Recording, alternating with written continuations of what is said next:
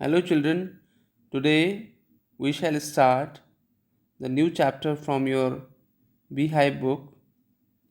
We are going to understand the poem Wind. This poem has been originally composed by a Tamil poet, Subramanya Bharati. So, this is a translated poem. Chinnaswamy Subramanya Bharati, also known as Bharatiyar, was a Tamil writer, poet, journalist, Indian independence activist, and a social reformer, popularly known as Mahakavi Bharati. He was a pioneer of modern Tamil poetry and is considered one of the greatest Tamil literary figures of all time.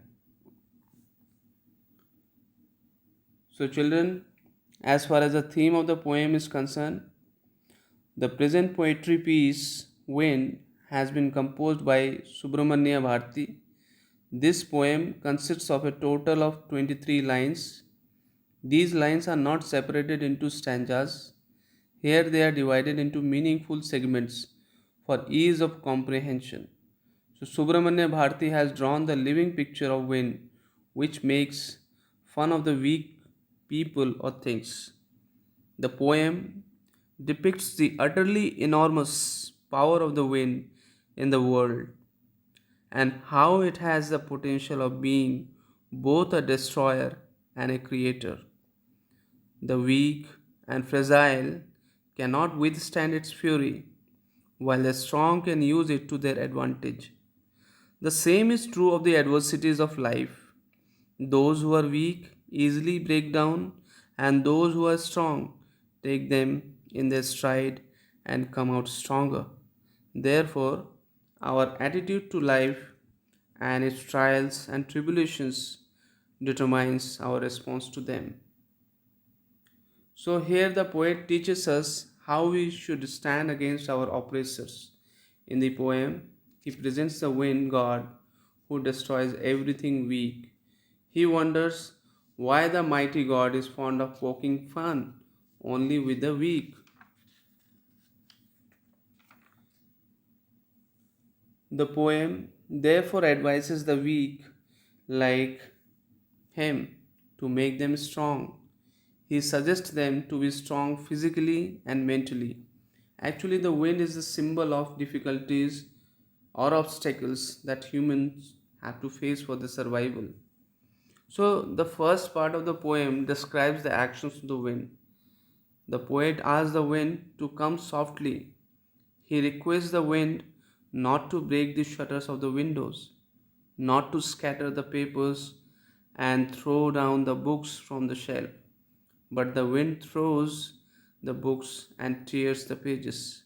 The poet says that the wind makes a mockery of weaklings, those who are poor. It brings down frail houses or weak houses, crumbling doors, rafters, and even weak earth. It crushes everything that is weak. So, here the poet is advising us to be strong. Only then can we save ourselves from the wind. We should build strong homes with firm doors. Our bodies and hearts should also be strong. It is the way of the world to kick the weak and to be friends with the strong. The wind blows out the weak fires but makes the strong fires roar and flourish. Thus, the poem conveys the idea that nobody cares for the weak. Even the wind is on the side of the strong people. We must make ourselves strong to become successful and overcome the challenges of life. See, we can summarize the poem in the following ways to prove the fact represented by Subramanya Bharati. Violence and destruction. Although the poet requests the wind to blow gently, but it does not accept the plea. The wind blows violently and causes destruction. What happens as a result, or what is the result of the storm? The wind breaks the shutters of weak windows. It scatters the papers and throws down books on the shelves. Now, in the next segment, we talk of the fun of the Almighty Wind God. The poet has regarded the wind as God. He says that that he makes fun of the weak persons and things. The fast blowing wind destructs weak houses, weak doors, and weak bodies. In the last segment of the poem, the poet Subramanya Bharati suggests us to build strong houses and strong doors. We must be healthy physically and mentally. It will help the wind to be friend. To sum up the poem, people with strong physique and mind are able to stand and face odds or obstacles for life. Obstacles of life. So, if we talk about the title of the poem, the word wind without the definite article, the refers only to the natural phenomenon called wind that that can be both good and evil, constructive and destructive, depending on the circumstances and the attitude of people. There are at least four different levels of wind as presented in the poem that we have just now discussed: a naughty child, a raging destructive youth, a very helpful friend, and a powerful God. The one word title presents the persona of the natural force called wind, who has enjoyed the status of a god in many cultures. Thus, the title is very, very appropriate. Now, let us go through the poem and understand each line of the poem, what the lines depict. But we just also have to understand the figures of speech that have been used in the poem. Now, the figure of speech that has been used in the poem, one such figure of speech is personification, which is a literary device in which the poet associates human attributes with some abstract idea or an inanimate object or a natural phenomenon. Now, there are examples of personification being used there. When we read the lines, you tore the pages of the books. Here, the pronoun you refers to the wind, an element of nature. The wind is addressed as if it were a person. The second last line of the poem on this page, you can see you tore the pages of the books. So, here the wind has been personified as a human being. He makes strong fires roar and flourish. So, in the later part, we will find this line also, wherein again we can say figure of speech personification has been used. The pronoun he has been used to refer to the wind god, who is presented as a man with tremendous power and force that can be both destructive and constructive. Right? Let us just read the poem. Wind, come softly, don't break the shutters of the windows, don't scatter the papers, don't throw down the books on the shelf. There, look what you did. You threw them all down. You tore the pages of the books. You brought rain again. You are very clever at poking fun at weaklings, frail crumbling houses, crumbling doors, crumbling rafters, crumbling wood, crumbling bodies, crumbling lives, and crumbling hearts. Children, here again we have to mention that the figure of speech anaphora has been used. So, anaphora is a poetic device in which a word or group of words is used repeatedly to create a special effect or to emphasize something. Like in these lines, we can see the repetition of the word crumbling, frail crumbling houses, crumbling doors, crumbling rafters, crumbling wood, crumbling bodies, crumbling lives, crumbling hearts. And in the previous page also, we've seen the use of anaphora. there when the poet uses the line, uses the imperatives. Don't break the shutters of the windows, don't scatter the papers, don't throw down the books on the shelf. Here the imperative structure beginning with don't is repeated in the beginning of three consecutive lines, showing the speaker's strong appeal to the wind not to do certain things, right? So these are two examples. These three lines: don't break the shutters of the windows, don't scatter the papers, don't throw down the books on the shelf. And here the repetition of the word crumbling: frail crumbling houses, crumbling doors, crumbling rafters, crumbling wood, crumbling bodies, crumbling lives, crumbling hearts. So these are examples of anaphora being used there. Now, there is another figure of speech that has been used. A metaphor is a figure of speech that describes an object or action in a way that it is not literally true but helps explain an idea or makes a comparison. So, here is an example of metaphor being used. You are very clever at poking fun at weaklings. You are very clever at poking fun at weaklings. This is the first line on the second page of the poem. You are very clever at poking fun at weaklings. And we also read another line here in the poem. You tore the pages of the books. So both these are examples of metaphor being used. So you are very clever at poking fun and weaklings. Here the wind has been presented as a very clever and powerful being who terrifies and laughs at the weak and helpless. And this line here, you tore the pages of the books. Here the action of the wind has been described as a mischievous act of a naughty child who makes a mess of everything in his or her playful but destructive way, right?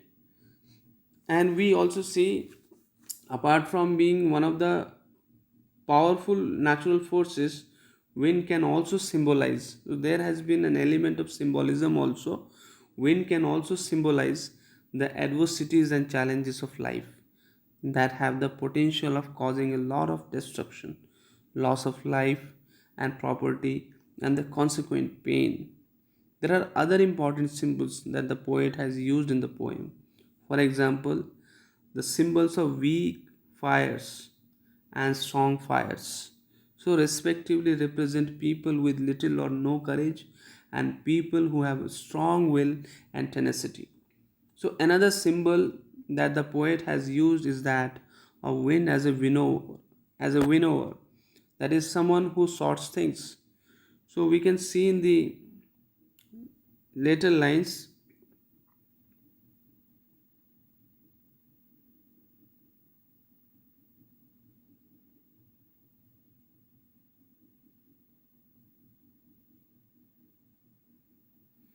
in these lines, poet the poet the symbols, like we just now discussed, weak fires, strong fires. And another symbol that the poet has used is that of wind as a winnower, which means somebody who sorts things. So winnowing is one of the functions of wind.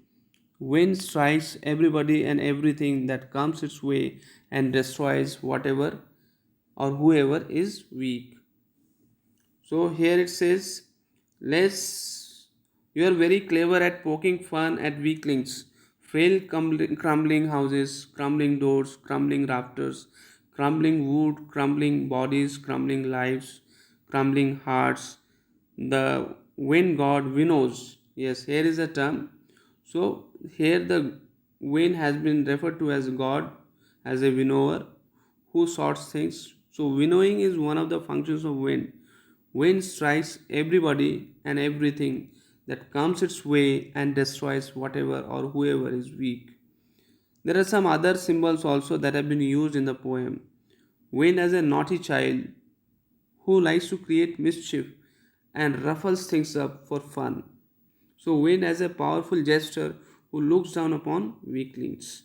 So, we have read in the previous lines also that the tearing of pages by the wind is here a kind of mischief, right?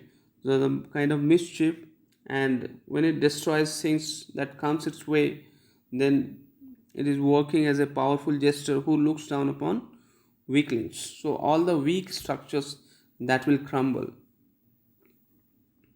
Okay, as far as the rhyme scheme of the poem is concerned, the poem is written in free verse, hence there is no rhyming scheme or pattern in it. So let us read the remaining lines of the poem. Let's join the doors firmly, practice to firm the body, make the heart steadfast. Do this, and the wind will be friends with us. The wind blows out weak fires, he makes strong fires roar and flourish. His friendship is good, we praise him every day. So let us just go through the first few lines to understand it stanza wise. The poem opens with the poets. So first four lines I am reading out again. Wind, come softly. Don't break the shutters of the windows. Don't scatter the papers. Don't throw down the books on the shelf. So the poem opens with the poet's request to the wind, addressing it directly. He wants the wind to blow gently so that the shutters of the windows are not broken and the papers are not blown about.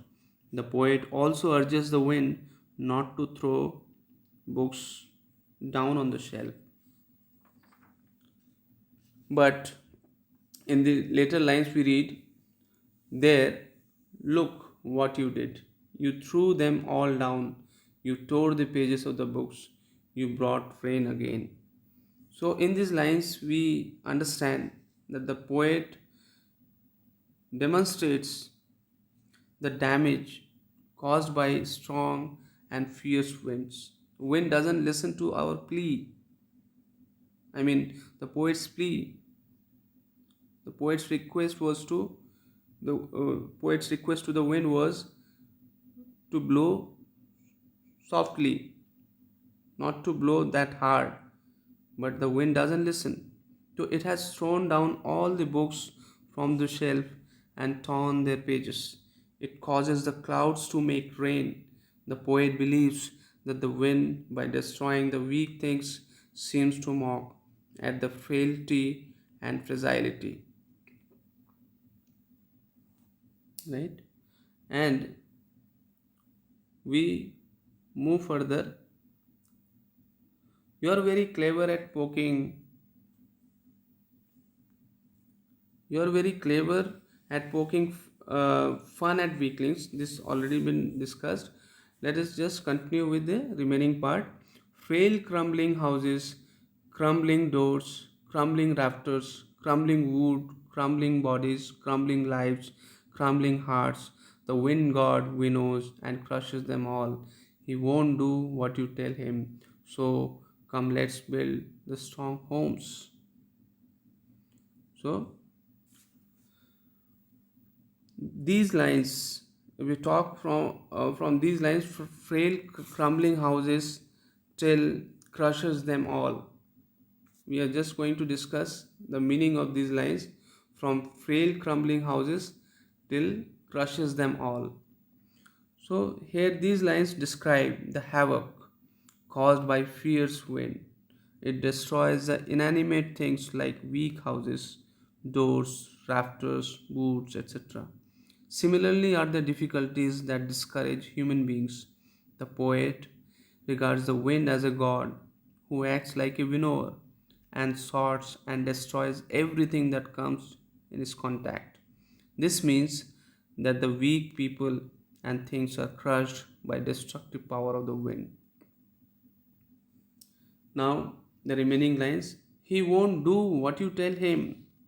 So come, let's build strong homes. Let's join the doors firmly. Practice to firm the body.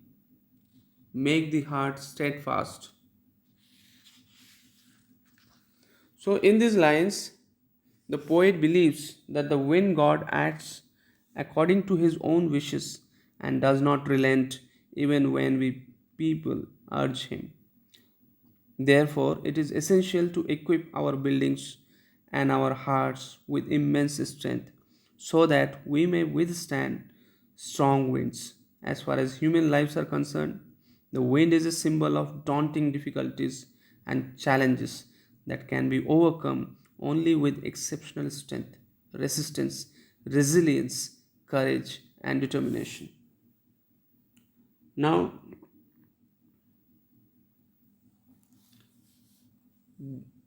further we read, do this and the wind will be friends with us. The wind blows out weak fires, he makes strong fires roar and flourish. His friendship is good, we praise him every day. So the poet here says that he believes that if we are strong enough not to be shaken by the wind, it will become our friend. Here, wind stands for the hardships of life. These hardships can make only weak people stagger. The strong people will become stronger still by facing difficulties, just like the wind can extinguish only weak flames of fire, and the strong flames burn stronger still with a loud roar. If we befriend the wind, it will prove to be good for us. So, nature also allows those people to survive, those who are strong enough. Means survival of the fittest that we understand from these lines. The poet advises us to be so strong that we are not shattered by the gusty wind or by any kind of challenges in life. We can, if we become strong mentally, physically, then we can easily overcome the challenges posed by the circumstances of life. I hope, children, the poem is very well clearly understood to you. Thank you so much.